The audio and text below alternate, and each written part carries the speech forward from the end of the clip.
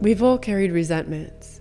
Some of these we're aware of, and some are deeply embedded under the surface because we all have endured wounding experiences in life. Sometimes we also carry the unresolved resentments of our ancestors towards certain groups, cultures, professions, or even people who simply live differently. And many of us inherited spiritual distortions from ancestors who are resentful toward the Creator for something that happened to them. Resentments aren't always obvious, but they can quietly shape how we see others and ourselves. And these unresolved feelings are the emotional residue of powerlessness, inferiority, rage. All of these are born from abuse, neglect, betrayal, war, invasion, conquering, poverty, or other traumas. So whether they're personal, generational, or collective, they carry an energetic charge that lingers in the background. Resentment is stored energy waiting to be released and repurposed. But it doesn't just drain your energy, it also pulls your focus away from what truly matters. It distracts you from your creative power and delays the life that you want to build. Resentment keeps us stuck in the pain and oriented toward the past. It can distort your sense of self. When your identity is shaped through the lens of resentment, you might feel confused about who you really are, lost and disconnected from yourself and life. It also tends to keep you looping through familiar patterns, recreating similar experiences, or projecting old pain onto new possibilities. Sometimes holding on to resentment can even feel like a kind of protection or power. You might believe it keeps you safe from being hurt again, or that it fuels your ambition to prove yourself, to succeed, to win, to be good enough, to become excellent. But these feelings, while seductive, are often distortions, coping strategies that actually keep you bound to the very pain that you're trying to escape. Resentment becomes a quantum entanglement, a tether that binds you to the person, memory, or situation that harmed you, creating a spiritual agreement or contract with the dark forces. These emotional echoes trap you in the frequency grid of the past. And over time, that tension can harden your heart, leading to illness, not just spiritually, mentally, and emotionally, but also physically. In this episode, I'll invite you to thread these unresolved energies through a new loom, to reclaim your light, your freedom, and the parts of yourself that got trapped in those entanglements, so you can weave a new pattern into the fabric of your reality and identity. Because your energy isn't lost, it's entangled. And what's entangled can be disentangled and reclaimed. This episode is the 7th portal in this 9-part mini-series on the emotional and behavioral anchors that weigh us down in life and relationships. Together, we'll explore the possibility of releasing the energetic bonds between you and those who've hurt you, canceling the deeper agreements that may still be tethering you to old pain. This work is essential for anyone ready to liberate their true self, to step into their soul calling and fulfill their divine mission. But it's not about becoming someone new. It's about disentangling from and letting go of who you're not. That's how you can reconnect with the clear, steady presence of who you've always been underneath the layers of distortion and emotional residue. I'll invite you to look honestly at what you might still be holding on to, what's draining your life force, distorting your identity, delaying your purpose, and filtering the way that you see the world and what's possible for you. Welcome to Inner Integration. I'm Meredith Miller, and this is Resentment is a Quantum Entanglement with the Darkness. If you're one of the people looking around and wondering why nothing has felt the same since 2020 and what you can do about it, check out my new book, Becoming Whole: How to Prevent Stockholm Syndrome and Transcend Darkness in Your Life and Relationships. Becoming whole is for people who want to break free from the state of captivity and liberate their soul from the learned helplessness caused by the ongoing psychological and spiritual warfare in our world, so they can thrive during these challenging times, restore inner wholeness and freedom, and create a better future for the next generations instead of passing this burden forward. Podcaster Doc Malik described it as the book everyone needs to stay free, a work of art and an absolute masterpiece. Check out Becoming Whole by Meredith Miller, available in paperback, Kindle, or audiobook format. Let's face it, sometimes we just don't have the energy to do the inner work, or we don't know what to do about it. That's why I want to tell you about a little device that you can use to self-regulate your nervous system with the click of a few buttons during intense moments when you just need relief so you can function or sleep. It's called the Vibe. I've been using much more complicated and costly frequency devices for almost 20 years. I was blown away when I saw how affordable this device is and how easy it is to use. It puts sovereign wellness back in the hands of the people.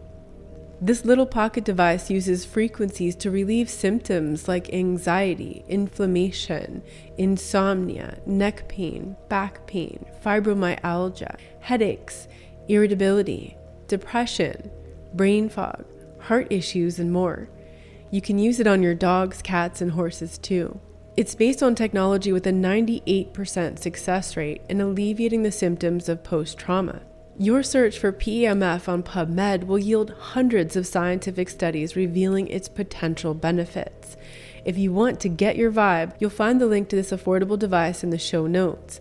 That's where you can listen to the interview I did with the rocket scientist who developed it. These statements have not been evaluated by the FDA. Information provided is for educational purposes only and should not be interpreted as medical advice for preventing, diagnosing, curing, or treating any disease. Consult a qualified professional for any specific questions to your health and well-being. What is resentment? Resentment isn't exactly the same as anger, but it carries a similar frequency. It's what remains when the anger wasn't allowed or didn't feel safe to be expressed. Anger is meant to move. Emotion is energy in motion. But when that movement is blocked or suppressed, what's left behind is residue. And it stays. It accumulates. It weighs us down. Not just personally, but also relationally. And it's transferable across generations. Resentment is the unprocessed residue of a one-down dynamic, a lingering echo of feeling hurt by someone more powerful, or someone you believed was better, stronger, more important. In those situations, resentment forms as a protective shield. A defense against what feels even worse, such as shame, powerlessness, helplessness, or a deep sense of inferiority. Contempt, by contrast, is the residue of anger from a one-up position. It arises when someone believes they're superior, entitled to judge, use, shame, discard, smear, or harm. Contempt is anger filtered through grandiosity and pride. That's why narcissists appear not to feel shame. It's not that they can't. It's that shame feels so unbearable, it activates a core program. Shame equals death. So they bypass it automatically, reflexively. It's not a choice. They flip instantly into pride, into contempt. It's an unconscious defense loop. In those cases, the emotional residue isn't resentment, it's contempt. And before healing can begin, there needs to be a soul catalyst, something that cracks the grandiosity open so humility can finally enter. But that's not the focus of this episode. This conversation isn't for narcissists, though we can all go into a state of pride and superiority sometimes. This episode is for those who know the ache of having been one down. Still, it helps to understand how anger fragments, how it leaves behind different residues depending on the power dynamic. Depression, on the other hand, is anger turned inward. It's the collapse that happens when pain has nowhere to go, and it feels like there's no way out. So we can see three primary pathways for unresolved anger: resentment, which is anger turned outward from a one down position. Contempt, which is anger turned outward from a one up position. And depression, which is anger turned inward toward the self. Over time, resentment calcifies into grudges, bitterness, even hopelessness. And depression, when unaddressed, invites the spirit of heaviness, a slow, aching, existential oppression that whispers, "There's no way out, and it will always feel like this." That's why naming and processing resentment is so important. It's not just emotional clutter, it's an anchor and a doorway into places that, if left unhealed, can quietly, or not so quietly, dismantle your life and relationships. Resentment and regret are often pair bonded. What I found is this: resentments toward ourselves nearly always have regrets layered underneath them. On the surface, we're mad at someone else, still thinking about them, ruminating on what happened, even if it was long ago, because that's easier to focus on. But underneath that outward focus, when we're more honest with ourselves, we usually discover that we're actually more upset with ourselves. That's the part that's harder to see, and it's why resentment and regret often travel together as emotional residue. Here's a personal example. I hadn't been on an airplane in about 5.5 years. Last September, I traveled abroad for a conference. On the return, my flight got canceled. That led to a chain of events that resulted in decisions that were out of alignment with my values and soul, and I paid a high price for it. Going back to 2010, when the radiation machines first appeared in airports, I intuitively knew something was really wrong about them. I did some research and didn't like what I saw, so I decided I would never go through one. In America, we have the right to opt out. But that phrase is actually a euphemism for another euphemism called a pat down. In plain language, you're consenting to getting molested by an agent if you don't want to get radiated. And if that word feels jarring to you in this context, that's okay. It's meant to cut through the fog of normalization, because what's needed here is more clarity, not comfort. In the past, when I was more defensive, I'd go to the airport almost looking for a fight because I knew it was going to be uncomfortable. They make you say that you want to opt out and get a pat down 3 times. By the 3rd time, all the people waiting in line to get radiated are looking at you like you're trouble. So I rationalized that getting molested was better than getting radiated. Even though I have a history of sexual abuse since I was 4 years old, I still believed that choice was the lesser of 2 violations, the lesser of evils. But the lesser evil is still evil. What I didn't see at the time was that I was voluntarily choosing to participate in the double bind dilemma, which I later resented. Those moments turned out to be a kind of quantum entanglement, a spiritual agreement that I didn't realize I was entering into with the darkness. In the moment, I would bypass the reality of what was happening. I would make a decision that violated my own body and soul, and then later I'd pay for it. And because I didn't process the anger, the sense of powerlessness in the moment, it turned into resentment, first toward the situation and then toward myself. So the resentment built up in my body over those years. And sometimes I misdirected the anger towards someone else who had nothing to do with that situation. My choices and the outcomes of my choices were leading me further away from myself. Then came the early 2020s. I stopped flying for other reasons, the COVID policies and the social environment. A year ago, I was still afraid to get on a plane again. The fresh memory of past tyranny and the possibility that it could happen again kept me stuck. So I decided to conquer my fear, but I discovered something deeper. After my original flight home in September was canceled, we were sent to a hotel. That meant I had to go back through the security again in Guatemala for a later flight. The first time I checked in for the flight, I passed through the metal detector, no molestation. But when I returned for the new flight just hours later, wearing the exact same clothes, nothing had changed. The metal detector selectively sounded the alarm. That meant I had to go through the radiation machine.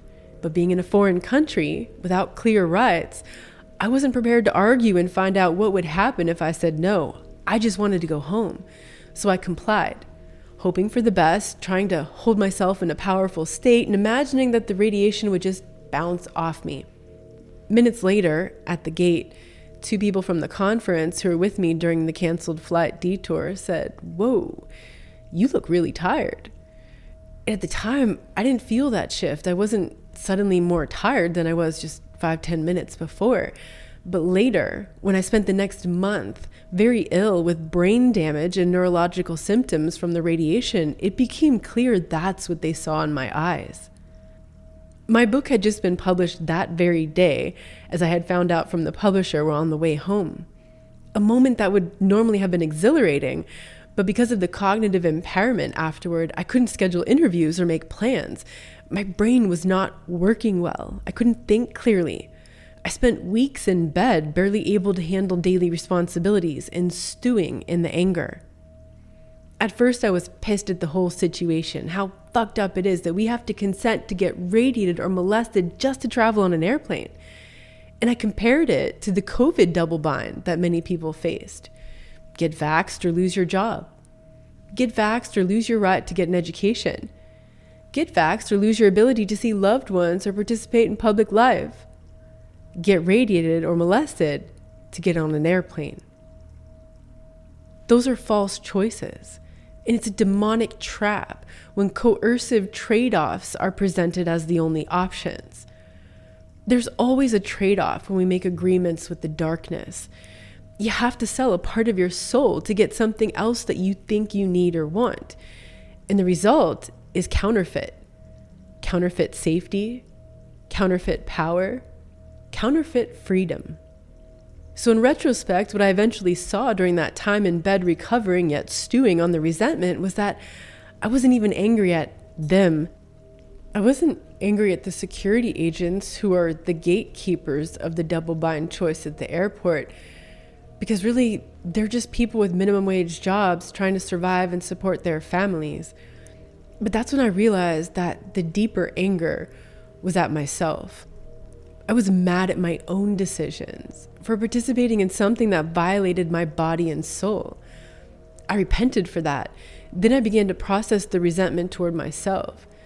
That's when I discovered how the regret was hiding under the resentment and keeping it in place. So I processed that too. But even after processing some of it, the disgust and discomfort remained because I'd already scheduled another trip with the same group. So guess what happened? The resentment and regret kept bothering me because I was heading back to the same choice again. So I had to dig deeper. And that's the place where insight finally emerged for me. Once I had overcome the fear of flying, the resistance I felt wasn't about fear anymore. It was about alignment.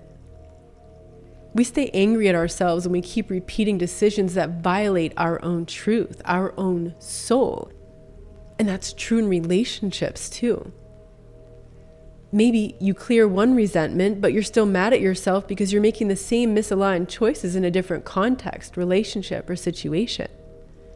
For me, flying, given the double bind of consenting to something that violated my sense of integrity, was simply not aligned with some of my core values like freedom, joy, health. That meant continuing to fly would require sacrificing integrity, violating my own body and soul, and then paying the price later with illness, resentment, and regret. So I canceled the trip. I decided not to fly anymore because I simply don't agree to those terms and conditions. I chose to cancel the spiritual agreement I had unknowingly made with the darkness. And that choice feels much lighter. Now, I'm not saying you have to be like me. Our values may be different, or the same values may mean something different to you. One of my coaches said that she flies because it feels like freedom to her. So we both value freedom, but in very different ways. For some, freedom was taking COVID shots to travel. to see loved ones or to participate in public life. For others, freedom is consenting to getting raided or molested to fly in an airplane. But consenting to systems that feel violating is not freedom at all for me. If you make decisions that violate your own body and soul, you'll inevitably pay the price later, physically, emotionally, mentally, relationally, spiritually, and you'll end up carrying more resentment. There's a cost to every decision. The question isn't whether there's a cost, but which cost matters more to you. The cost of unprocessed resentment. Resentment doesn't just disappear. It festers. You might tuck it into a compartment in your mind and not even realize. Then distract yourself with work, travel, substances, or scrolling. But eventually, when life slows down or you're forced into stillness, it surfaces. That's when you realize how much energy it's been quietly draining. Unprocessed resentment is like background malware in your nervous system, draining your energy, time, focus, creativity, and health, robbing you of peace. I recently had this conversation with someone I was working with. When the snow and ice storm hit his area, he couldn't work or distract himself in the usual ways. Suddenly, the resentment he'd been carrying for over a year came rushing up to the surface.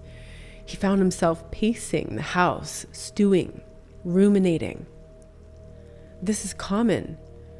When resentment is left unprocessed, it ferments into bitterness, whereas contempt mutates into hatred. And sometimes these even coexist. We can bounce between a superiority state of hatred and an inferiority state of bitterness, two sides of the same coin, both corrosive to the soul. And these emotions don't just live in the mind. First, they show up on the skin, our surface layer. Then they settle deeper into the fascia and tissues as inflammation. Eventually, they sink into the organ systems. That's when the inflammation becomes illness.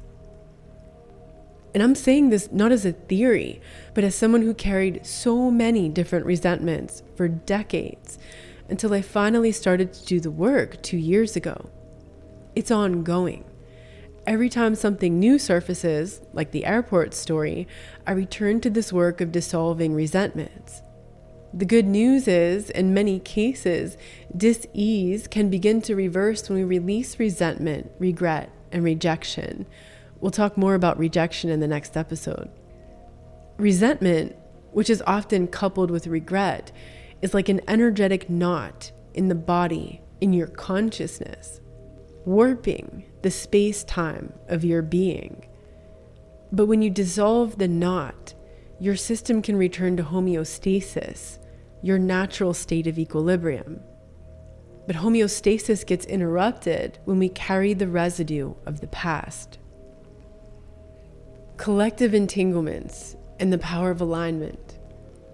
We all carry residue, personal, ancestral, and collective. Sometimes we even take on what's not ours in the environment just because it's swirling in the field around us. In world relations, my favorite Theta healing class, we spend 5 days exploring the emotional and energetic imprints in our DNA, both from our own lineage and from the so-called enemies of our lineage.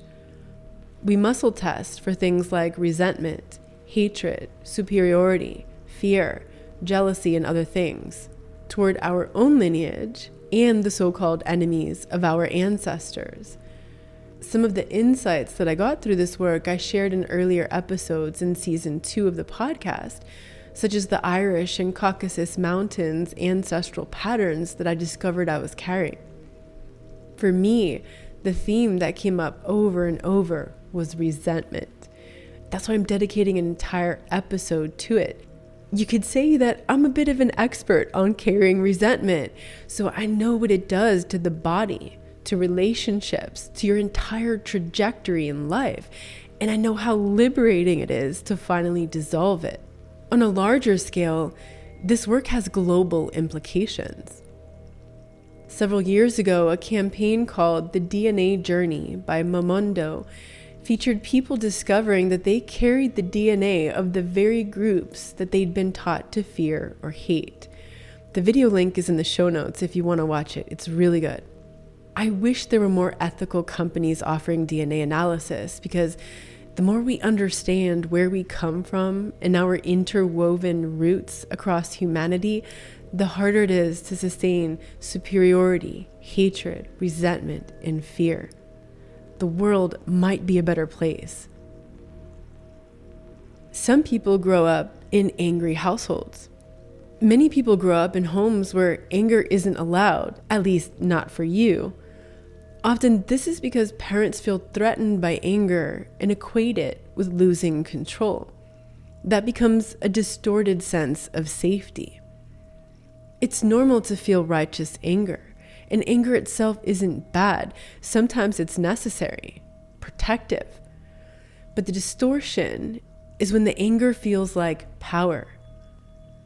By now you know that the more you fixate on others, what they did, how they hurt you, the more power you give away.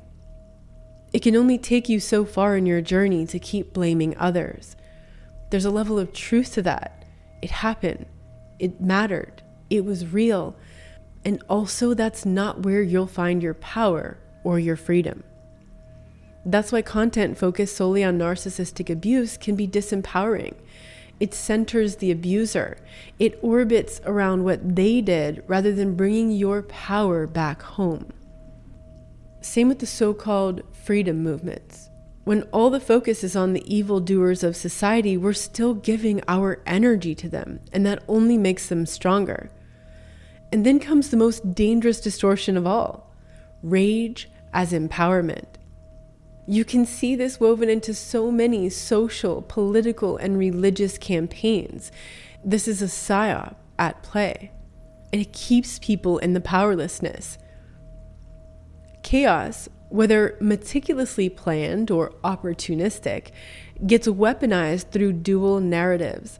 Both are distorted, both are traps. And people fall for it again and again. Resentment and contempt build. Bitterness and hatred spread. Fear grows like a parasite, and we become enemies to each other. Just look around now. February 2026. You can feel it too, right? People are overwhelmed and maxed out.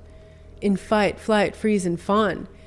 In those defensive states, we lose access to higher consciousness, such as creativity, insight, intuition, and critical thinking. And that makes us more vulnerable to the next distraction and the next. You're not responsible for what others do, but as an adult, you are 100% responsible for how you participate in your life. And your participation is determined by your choices. Your power is in your choices, so choose wisely. You won't find your power in pleasing others or maintaining the illusion of social consensus. You'll find it in soul alignment. You don't need my approval or anyone else's. If your current choices are costing you pieces of your soul, then maybe it's time to make a new choice, even if other people don't agree or support you. There's always a cost. The question is, what is it costing you? Approval? Belonging? Integrity? If you're choosing between external validation and the sanctity of your soul, which one can you really afford to lose? Can you find the signal amidst all the noise? What I discovered is that we can't hear the signal when we're bracing for the noise. That's why I did that pop-up video last episode. People are really struggling with this right now, maybe even more so than in 2020, because of the unprocessed trauma and emotional residue building up over these recent years on top of everything that we were carrying before that. Maybe, like I realized with air travel, you're realizing that you're doing something else that fits with general consensus but violates your body and soul.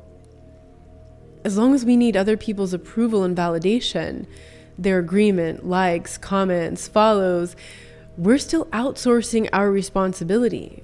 which means we're outsourcing our power. And there are consequences for that, physically, emotionally, mentally, relationally, and spiritually. The darkness invites us to make spiritual agreements with it. These are covert contracts. It's said that the thief comes only to steal, kill, and destroy.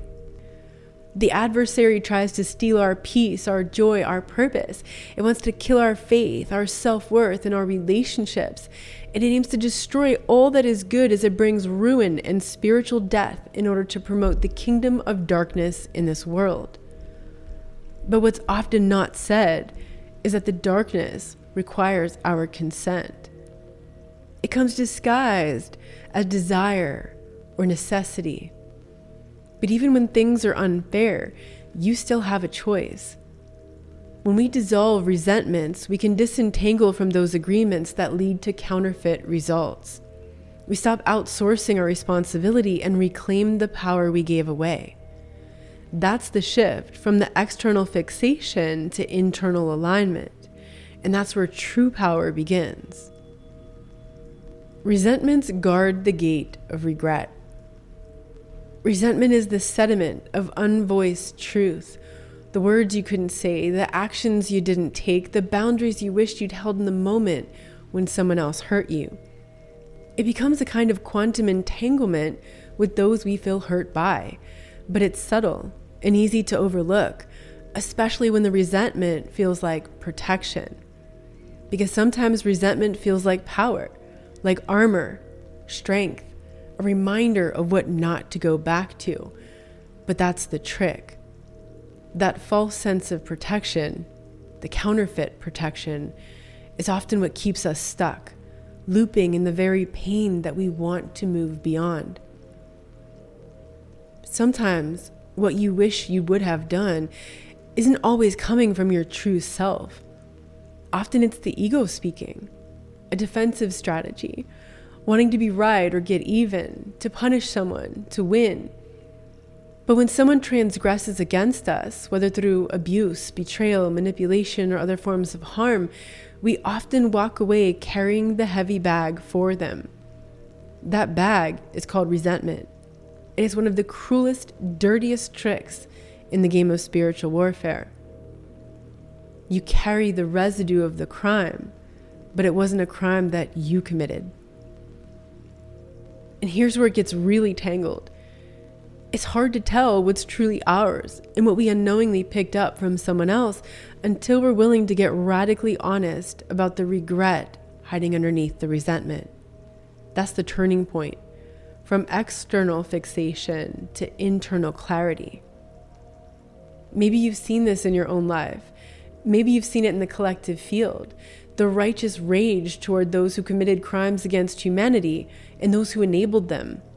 It's valid. It's real. And it's heavy like a Chevy.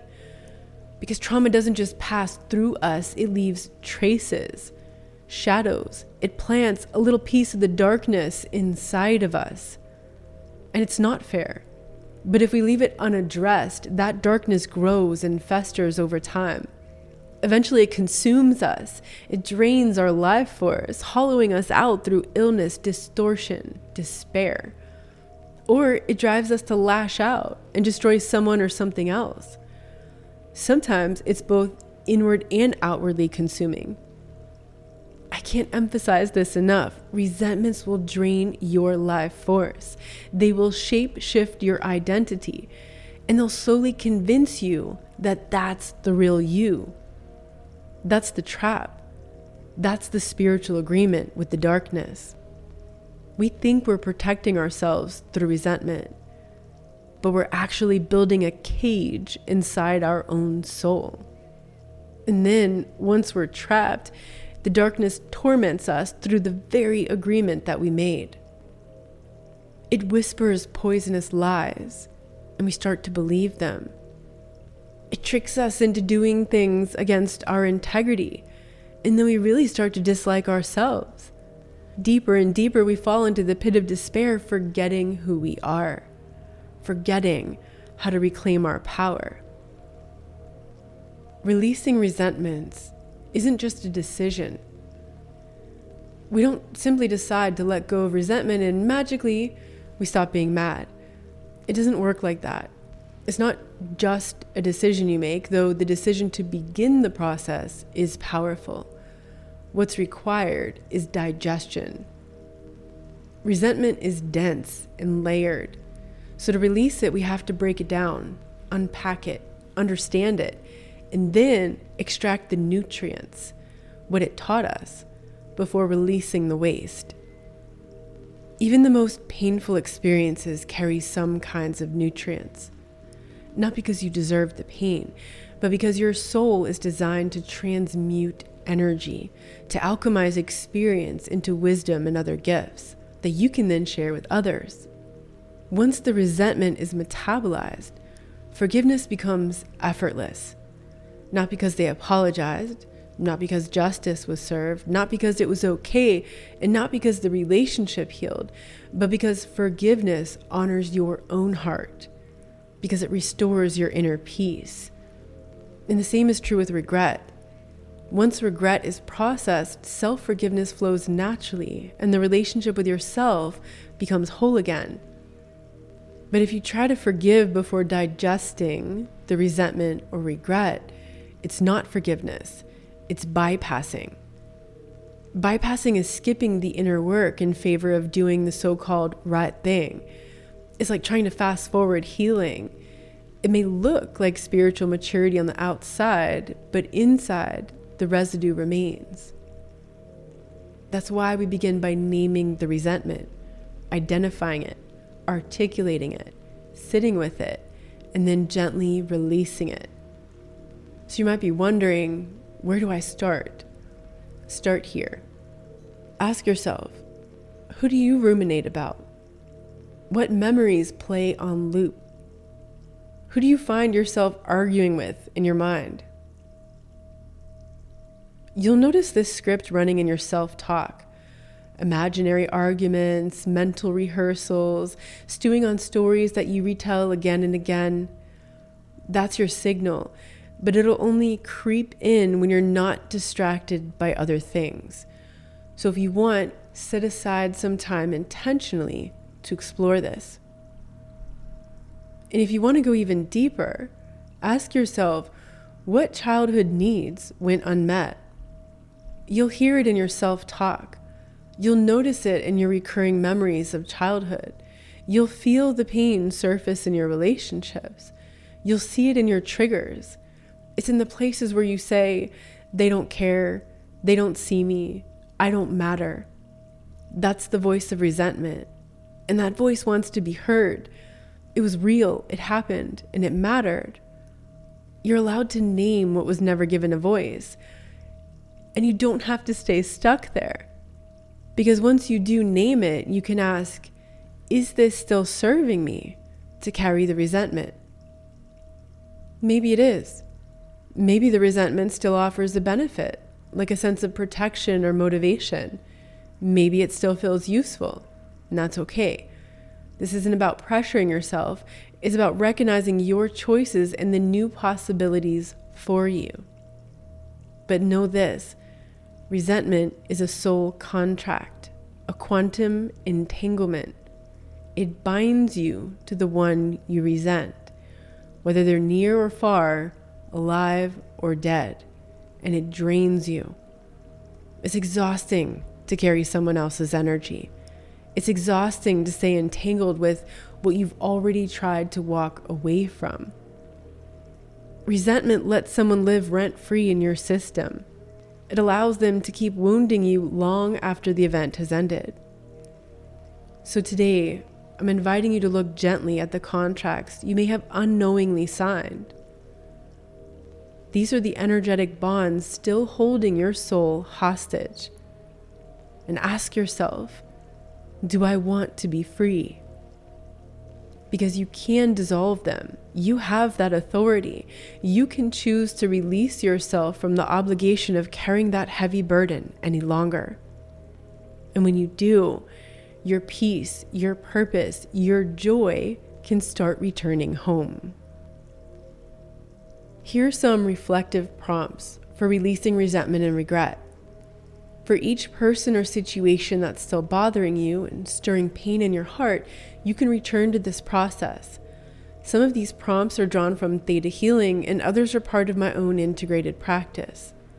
Move slowly here. Take your time. Sit with it and reflect. Let it be a conversation with your inner being. Or you can do the work with someone else, taking turns. Number 1. Who am I resentful toward? And what do I resent? Be specific here. Name it. Don't sugarcoat it.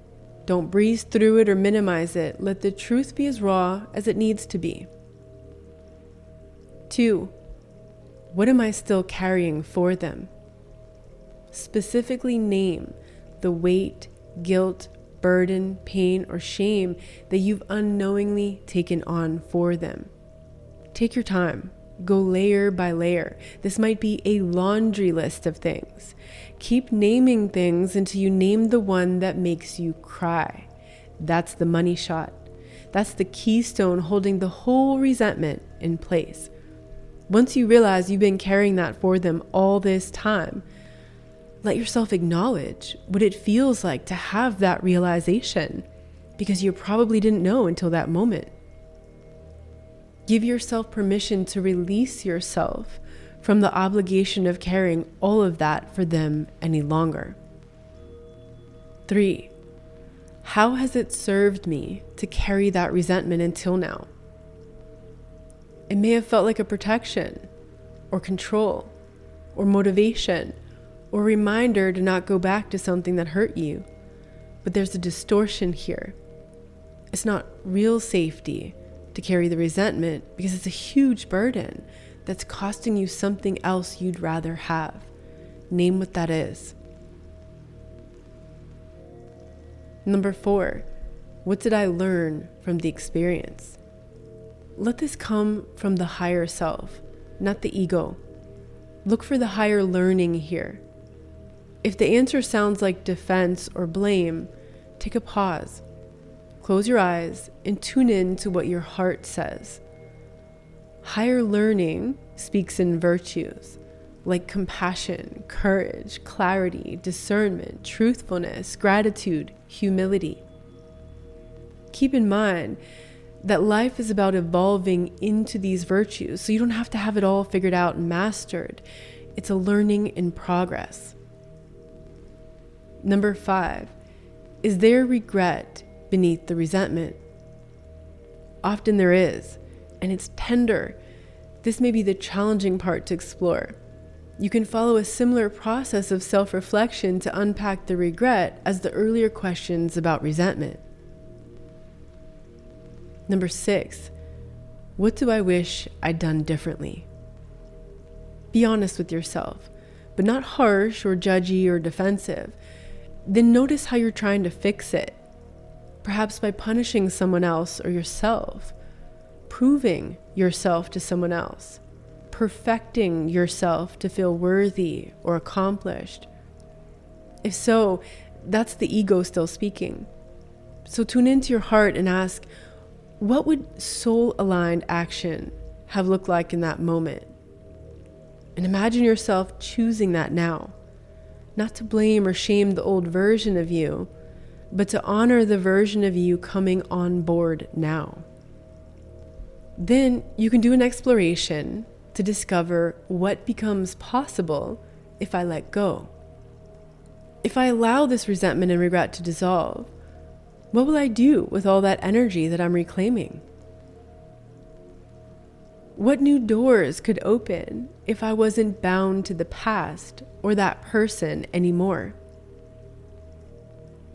If I no longer had to carry this burden as proof, protection, or penance, how would that change the way that I breathe, feel, think, and move through life?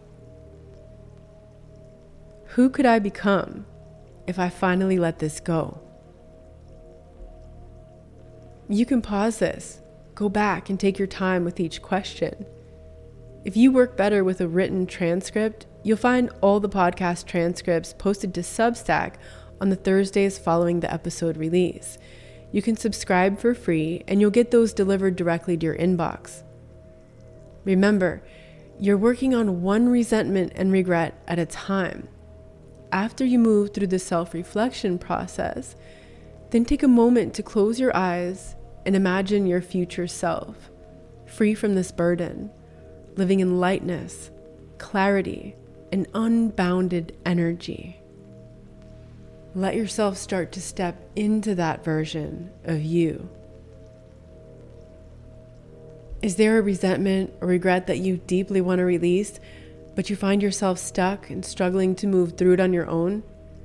If you're ready to meet yourself in radical self-honesty, and you're willing to let go of the victim story so you can reclaim your energy and sovereignty, and if you're open to being witnessed in that process by others who need the permission to do the same, then I invite you to apply to be a guest for a resentment release session on the podcast. You can send me a private message using the link in the show notes to express your interest. Sometimes this kind of release takes just 15 minutes. I've seen it happen in the Guatemala airport when I did this with someone who'd been doing deep inner work for decades. So he moved through the process very quickly. He said, I have a 5th degree black belt in this work. I can only do that because I've been through this work in my life. Sometimes it takes an hour or a little longer to release resentments, especially if you're still entangled in the story or protective identity. Either way, what matters is your willingness to look honestly within and to stop outsourcing your power to the one who hurt you. If both of those are in place, we can begin.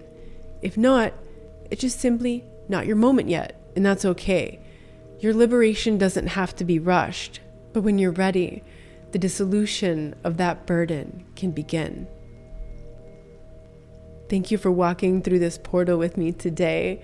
If you've stayed with me this far, I want to honor your courage because it takes real strength to face the invisible weight that you've been carrying and to begin to set it down instead of collapsing into defensiveness. Maybe something stirred inside you as you listened. Maybe you noticed a memory, a relationship, or a feeling rise to the surface. That's not random. That's the signal coming through the noise. You don't have to rush to fix it all. There's no gold star for speed here. Just stay with the thread. One resentment, one regret, one energetic knot at a time. And remember, you're not broken. You're entangled. An energy that's entangled can be disentangled and reclaimed. So take some time after this episode to be still. Breathe, journal, or sit in nature. Let the reflection questions land in your body, not just your mind. Let your heart tell you when it's ready to release and what it's ready to reclaim. The path of sovereignty isn't about rebellion, but alignment. And if you're ready to live in greater alignment, if you feel the call to transmute your wounds into medicine, to turn your lived purpose into a sacred offering for your family, your community, or the world, I'm here to walk that path with you. Becoming You is my epic 3-month private one-on-one transformational journey for those ready to step into inner alchemy, to metabolize pain into purpose, embody your true essence, and lead with light. You'll find the link to apply to work with me in the show notes. In the next episode of this mini-series, we'll explore another heavy anchor that weighs down your energy and distorts your identity: over-explaining. Over-explaining is rarely about clarity. It's a trauma pattern rooted in the emotional residue of rejection. Maybe you felt misunderstood, unseen, or unaccepted all your life. Maybe you're carrying the grief of not being believed. So you explain to prove yourself. You explain to be understood, to be safe, to fix something that feels broken until one day you can't even remember what you're trying to fix or who you're still trying to convince. In this upcoming episode, we'll untangle the deeper roots of over-explaining, how rejection hardens into shame, obsession, addictions, and self-abandonment. We'll explore the question, what feeling am I trying to avoid by explaining it away? This is the work of reclaiming your voice. I'll meet you there. Until then, may your energy return to you, and may your soul remember its own signal and rhythm in this noisy and chaotic world. If this message speaks to your soul, make sure to subscribe or follow wherever you listen to podcasts. Share this with someone else on the path, someone who's ready to go deeper, beyond the surface of healing and into true integration, beyond the personal and into the ancestral, collective, and planetary layers too. And if you'd like to leave a message or note for me, something that resonated, something you want to hear more about, you can leave a comment here, or you'll find a link in the show notes where you can send me a private message. Remember, keep listening within. No more playing small. It's time to remember who you are, because the world needs your wholeness now more than ever. You are not the wound. You are the medicine. Let your trauma become your map to purpose. Thank you for joining me today for this transmission of the Inner Integration Podcast. You're not broken. You're not behind. Your trauma wasn't a detour. It was initiation, an immersion into the very wisdom that your soul came here to embody. To go deeper into this work, visit innerintegration.com. And until next time, big hug to you.